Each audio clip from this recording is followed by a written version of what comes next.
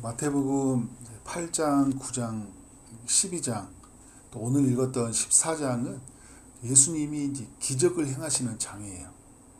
8장과 9장, 12장을 보면 어떤 한 개인들을 찾아가서 기적을 행하시죠. 나병한 자, 백부장의 종, 베드로의 장모, 귀신 들린 자, 중풍병자, 혈루증 여인, 해당장의 딸, 두 맹인, 말 못하는 자, 손이 마른 사람들, 어떤 한 사람, 한두 사람에게 찾아가서 기적을 행하심으로 치유하시는 그런 사건들을 소개해 주었죠.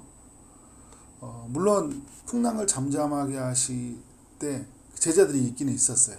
그러니까 한 사람, 두 사람, 때론 10명이 넘는 사람, 이런 사람들에게 찾아오셔서 주님이 기적을 행하셨죠.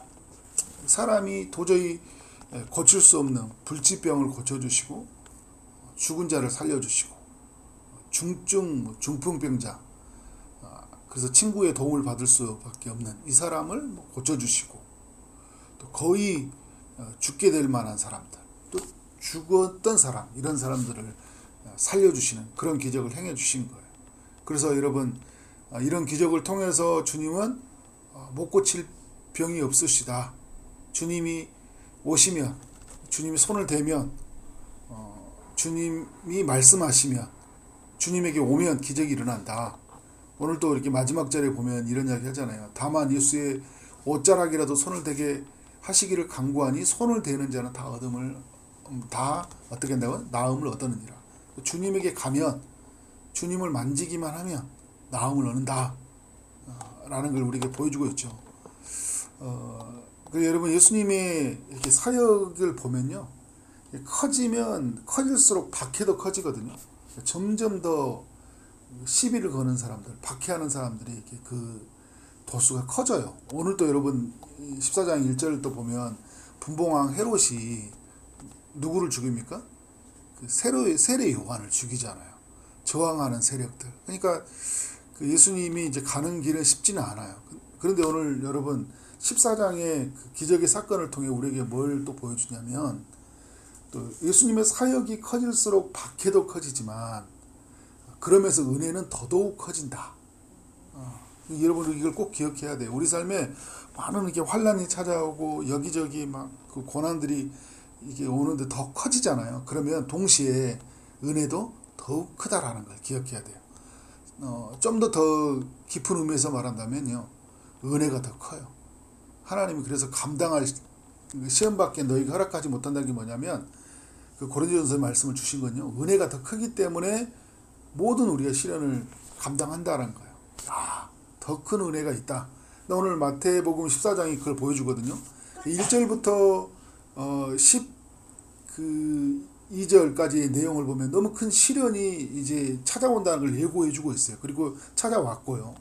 그런데 13절부터 하나님께서 행하신 일들이 뭐냐면, 이전에 한 사람 두 사람에게 기적을 행하셨던 이야기가 어떤 이야기로 펼치고 있어요?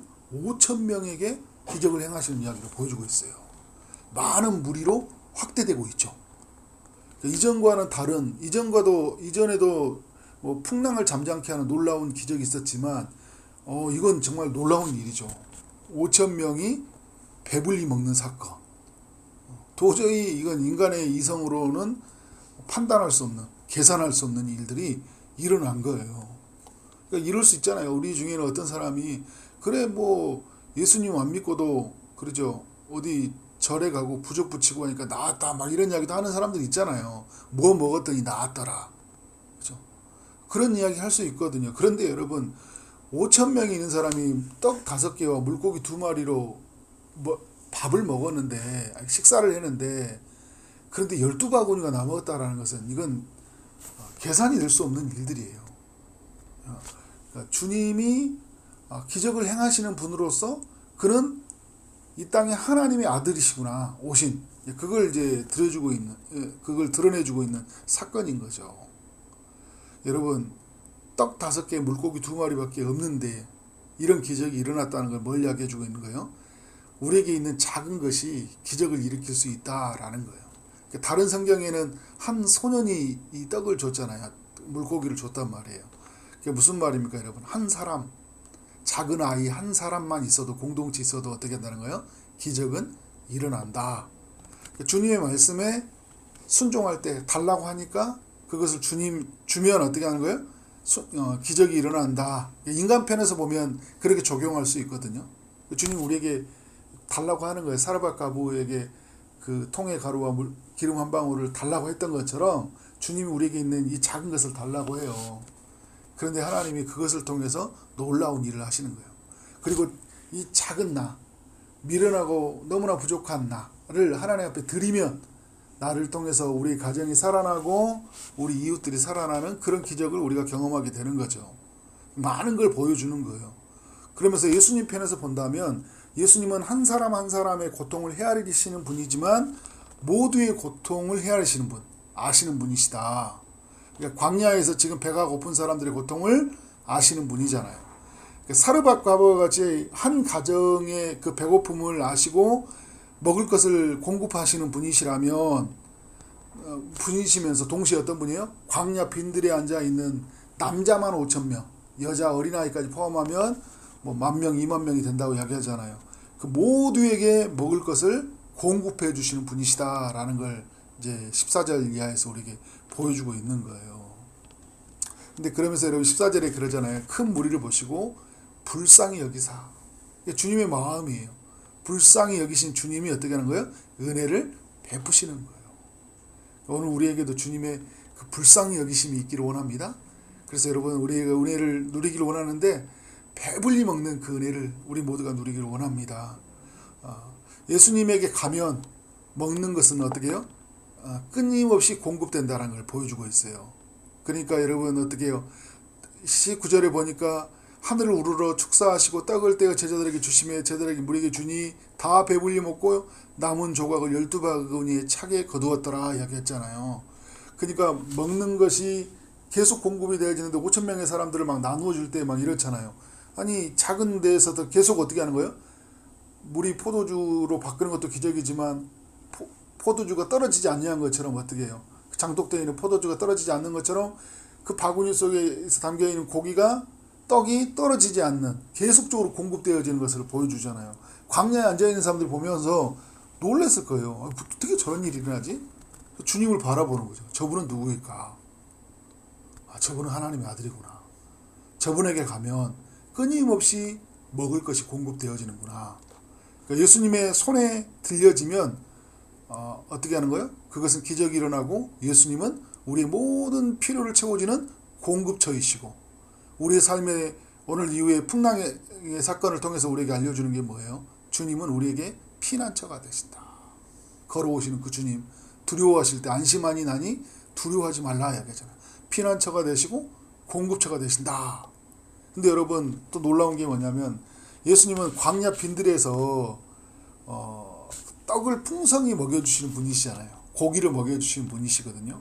나중에 십자가에서는 어떻게 합니까? 영원히 줄이지 않고 목마르지 않은 그 생명의 양식을요. 어떻게 해요? 우리에게 영원히 만나가 계속 내리듯이 그리고 그죠? 만나는 또 일시적이에요. 또 중요한 건 만나는 일시적이었어요. 그리고 근데 그때 40년 동안 계속 내렸잖아요. 그리고 여러분 오늘 그 광야 빈들에서 어떻게 하는 거예요? 떡과 고기가 계속 배불리 먹을 때까지 공급되었잖아요. 그렇지만 이것도 일시적이었어요. 광야 빈들에서. 그러나 십자가에서 주시는 떡은 어떻게 합니까? 영원히 공급하는 거예요. 우리가 십자가를 바라볼 때마다 그분에게 은혜를 구할 때마다 오늘 또 주님은 줄이지 아니하고 목마르지 않은 양식을 음료를 우리에게 제공해 줄 줄 믿습니다. 네. 풍랑을 잠잠하게 하셨던 그 예수님이요. 14장 25절을 이하를 보면 어떻게 합니까? 물리를 걸어오시는 모습을 보여주고 있죠. 그죠? 그래서 기적은 이제 계속되고 있는데 근데 14장 34절을 이하를 보니까 어떻게 하고 있습니까? 게네사라 땅에 이르르니까 그곳 사람들이 예수이신 줄 알고 그 근방에 두루 통지하였잖아요. 그죠? 모든 병자를 예수님에게 데리고 가요. 그러니까 사람들이 막 몰려오는 거예요. 한두 사람이 아니에요. 모든 병자들이 다 몰려왔는데 옷자락에도 손을 대시기를 하시기를 구하니까 손을 대는 자는 어떻게 해요? 다 나음을 얻었다. 이 중에는 손을 못 대는 사람이 있었을까 없었을까요? 있었겠죠. 손을 대는 자만 나았다고 이렇게 딱 말하는 거 보면. 그러니까 주님에게 가면 저분을 만지면 내가 나았겠다는 믿음을 갖는 사람들은 이런 기적을 경험하게 되는 거죠. 오늘 말씀은 여러분 예수님은 홀로 있는 사람에게도요 찾아가시잖아요. 두세 사람이 모인 곳에 임하시거든요. 두세 사람 모인 곳에 내 이름으로 모인 곳에 내가 그들 중에 있느니라. 그러니까 두 명인 사건을 통해서 주님이 만나주시고 또 각 사람에게 찾아가시고 오늘 말씀은 14장은 뭐예요? 5,000명의 사람들에게 찾아가서 그들에게 필요한 것들을 공급해 주시는 기적을 행하시는 분이시다.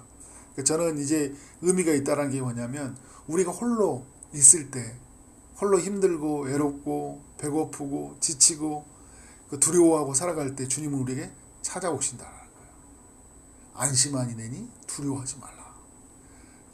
그리고 주님의 손으로 우리를 만져주시기도 하고 우리가 주님의 손을 만지길 때 놀라운 기적의 역사가 일어나잖아요. 그러나 또 여러분 어떻게 합니까? 우리가 모일 때 우리가 모두가 함께 모여 있을 때 예배의 자리에 우리 모두가 함께 모여 있을 때 믿는 이들이 함께 있을 때 어떻게 합니까? 그곳에 기적이 일어난다라는 거예요. 그러니까 하나님의 역사하심은 어느 곳이든지 나타난다라는 걸 보여주면서 그리고 여러분 나중에 베드로가 오순절 예루살렘 광장에서 오순절 때 그 말씀을 전할 때 어떻게 하는가 수천 명의 사람들 3,000명 5,000명의 사람들이 어떻게 해요? 하나님의 말씀을 먹잖아요. 말씀 앞에 반응하잖아요. 하나님의 기적이 제한이 없으신 거예요. 그러니까 여러분 우리 가정에 임하는 것은 어떻게 해요? 주님이 일하시는 것들은 어떻게 해요? 이거는 아무것도 아니에요. 우리가 막 생각하는 사람들, 저 사람들 변화될 수 있을까? 주님이 임하셔요. 임하시면 어떻게 해요? 놀라운 기적이 나타나는 거죠. 왜 이런 기적이 일어날까? 주님 우리를 너무 사랑하시기 때문이다. 제가 아까도 말씀을 나눴던 것처럼 14절 큰 무리를 보시고 어떻게 했다고요? 불쌍히 여겼다. 그러니까 주님이 우리를 향한 마음이에요. 불쌍히 여기세요.